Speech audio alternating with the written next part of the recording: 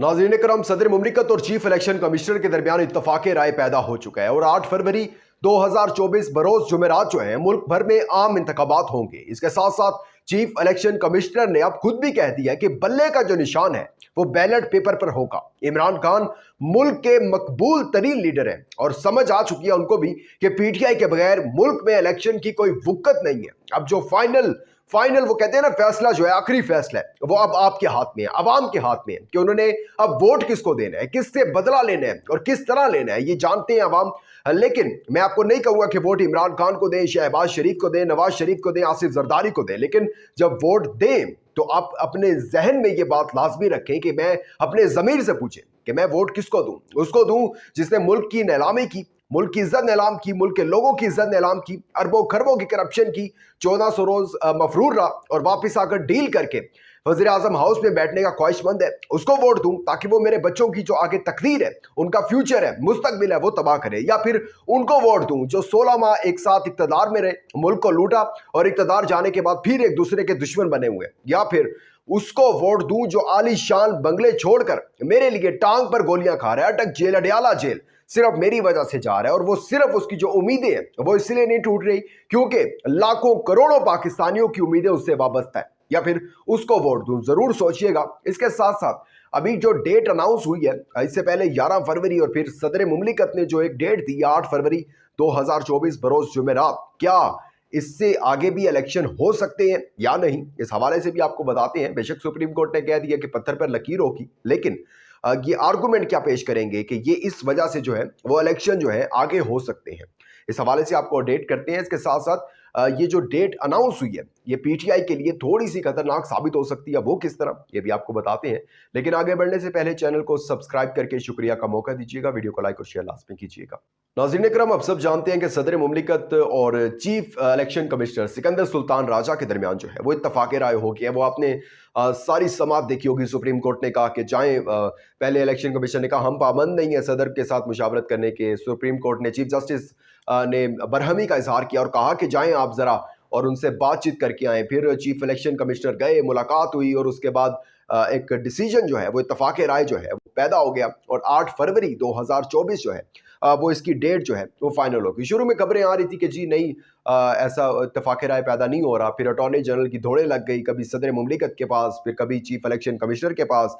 इससे पहले जो थी वो 11 फरवरी की डेट दी हुई थी और कल की वीडियो में ही मैंने अनाउंस किया था कि 11 फरवरी 2024 को जो है वो इलेक्शन होने थे और ये इतवार का जो था वो दिन बन रहा था। लेकिन सदर मुमलिकत ने इसको थोड़ा सा इतना ज्यादा भी पीछे करने की क्या जरूरत थी, जो 3-4 दिन, अब 8 फरवरी जो है सदर मुमलिकत की तरफ से डेट हुई है और इस पर जो है वो इत्तफाक राय हो गया। लेकिन फिर दरमियान में जो है वो कल ये भी बातें चलती रही कि आर्टिकल 6 जो है वो सदर मुमलिकत पर लगता है। लेकिन क्या इसके साथ अब सवाल यहाँ पर यह पैदा होता है कि वजारत कानून ने भी तो खत लिखे थे ना सदर मुमलिकत को, और उन्होंने गलत जो है वो गाइड किया, तो क्या फिर इस पर भी तौहीन अदालत लगनी चाहिए वजारत कानून पर?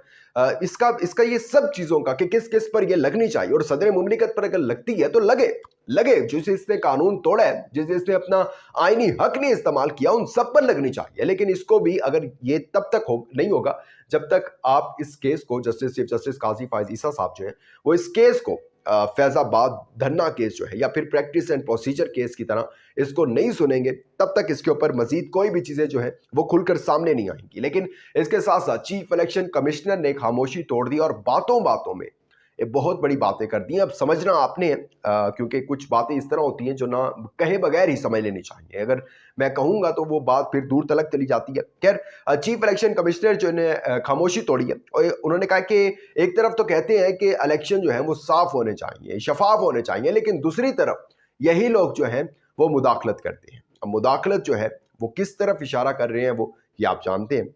उन्होंने कहा सदर से मिलने में मुझे कोई एतराज़ नहीं था, मैं तो पहले ही जो था ऑलरेडी खत के जरिए बता चुका था। 11 फरवरी की डेट हमने ऑलरेडी बता दी थी सदर को, लेकिन हम तो यही देखते आ रहे थे कि नून लीग जो है वो ऐसे बयानियां दे रही थी। ये मेरी पिछली लाइन के साथ इस लाइन को अगर आप सुनेंगे तो आपको आपका कॉन्सेप्ट क्लियर होगा कि यही लोग मुदाखलत करते हैं, मुदाखलत करवाना चाहते हैं। और फिर आगे कि मैंने तो सदर मुमलिकत को पहले ही ऑलरेडी खत लिख दिया था कि 11 फरवरी जो है वो डेट है, लेकिन हमें कहाँ से पता चलता था कहां से पता चलता था, किन के बयानात से पता चलता था कि जनवरी और फरवरी में इलेक्शन हो सकते हैं? नून लीग के बयान, नून लीग के वजीर आके बयान दे देते कि जो जनवरी और फरवरी में अगर इलेक्शन ना हुए फिर हम कोई सोचेंगे कि भाई सारे सियासतदान आपस में बैठे, और वो आपके सामने है। पहले 28 जनवरी था, फिर 11 फरवरी हुआ, 8 फरवरी हुआ, डेट्स जो है वो मिक्स है। अच्छा, उन्होंने कहा सदर ने मुझे बड़े अच्छे तरीके से वेलकम किया। इतवार को हमने, वैसे तो हमने कहा था कि इतवार को जो डेट है ना वो रखते हैं ताकि जो है ना टर्न आउट बहुत अच्छा रहे, लेकिन चलें अब बच्चों की एक बच्चों के लिए खुशखबरी है। ये मैंने नहीं कहा, ये चीफ इलेक्शन कमिश्नर का बयान है कि बच्चों के लिए खुशखबरी है कि उनको एक स्कूल से एक और छुट्टी मिल जाएगी। अच्छा, अब बहुत से सहाफ़ी जो है, तज्जिया निगार बड़े बड़े, वो इस बात को लेकर कल से बैठे हुए हैं और अभी तक बैठे हुए हैं कि जी अब सदर ने बड़ा गलत किया, ये जो जुमेरात का दिन इलेक्शन के लिए मुंतखब किया, ये बहुत गलत किया क्योंकि टर्न आउट जो है वो बहुत कम रहेगा, आम तातील नहीं होगी। लेकिन इनको नहीं पता, आई थिंक इन्फॉर्मेशन नहीं है, और अगर है भी सही तो वो गलत इन्फॉर्मेशन है, क्योंकि जब भी आम इंतखाबात होते हैं तो आम तातील होती है। इस हवाले से मैं आपको आगे चलकर बताता हूँ कि ये क्या ब्लंडर क्या हो सकता है पीटीआई के साथ, ये जो डेट दी है और इसके बाद क्या इनके आर्गूमेंट आ सकते हैं। खैर, चीफ इलेक्शन कमिश्नर ने मजीद कहा कि इमरान खान कोई शक नहीं है कि मकबूल तरीन लीडर है, उनको चाहिए था कि तहम्मुल से काम लेते। वो अब वो 9 मई वाले कॉन्टेस्ट में कह रहे थे कि अगर वो ना करते वो, और तो आज ये सब ना हो रहा होता। अब ये उनको किसने कहा कि आप ये बात करें? खैर, उन्होंने कहा ख्वाहिश थी तमाम सियासतदानों को साथ बिठाता, बल्ले का निशान होगा, लेकिन उसके साथ इफ एंड बट वाली बातें भी हैं, होगा नहीं होगा, लेकिन कैसे इमरान खान होंगे या फिर वो होंगे जिन्होंने 9 मई की मजम्मत की है। तो इस हवाले से अभी वो यानी कि चीज़ें आहिस्ता आहिस्ता जो है वो एक्सपोज होना शुरू हो जाएंगी। लेकिन अब बात ये भी है कि क्या पीटीआई को लेवल प्लेइंग फील्ड मिलेगी, क्योंकि अभी पीटीआई की जितनी भी क़यादत है वो तो जेल में है, और जितने बाकी बच चुके थे वो इस्तेहकाम पाकिस्तान पार्टी में चले गए। तो लेवल प्लेइंग फील्ड मांगने वाला भी इस टाइम कोई नहीं है, जिस तरह नून लीग, पीपल्स पार्टी सब मांग रहे हैं। तो दें, सबको दें, लेवल प्लेइंग फील्ड दें, ताकि जो है फिर अवाम भी दिखाए कि किसके साथ है अवाम। जो अवाम ने एक निशान लगाना है वो किस पर लगाना है, और अवाम किसको लाना चाहती है, मुल्क का वज़ीर आज़म किसको बनाना चाहती है। लेकिन अब मेन चीज़ जो है, जो पीटीआई के लिए खतरनाक हो सकती है, इमरान खान साहब के लिए खतरनाक हो सकती है, वो ये डेट है। अच्छा, अब इन्होंने टर्न आउट इस तरह तो कम नहीं होता कि जुमेरात हो, जुम्मा हो, कोई भी और दिन आप बना लें, लेकिन ऐसा नहीं होता कि टर्न आउट कम रहे। लेकिन इसके अंदर टर्न आउट कम होने की जो एक और रीज़न हो सकती है वो ये हो सकती है कि सर्दियां जो है वो टर्न आउट को कम कर सकती हैं। अब टर्न आउट कम हुआ तो क्या किस चीज़ का खदशा होगा? धांधली का खदशा होगा, और अगर धांधली का खदशा होगा तो आप जानते हैं कि किसको नुकसान होगा। जाहिर सी बात है कि पीटीआई और इमरान खान को नुकसान होगा, क्योंकि आगे ही वो लोग तो चाहते हैं कि किसी ना किसी तरीके से धांधली हो और हम जीते। अच्छा, और अब वो जो मैंने इब्तिदा में बात की थी कि क्या इलेक्शन जो है वो इस डेट से आगे जा सकते हैं, 8 फरवरी से आगे जा सकते हैं? जी बिल्कुल जा सकते हैं, क्योंकि अगर आप वो डेट देखें, बेशक वो पहले 28 जनवरी थी, फिर 11 फरवरी हुई, और अब जो है वो 8 फरवरी है।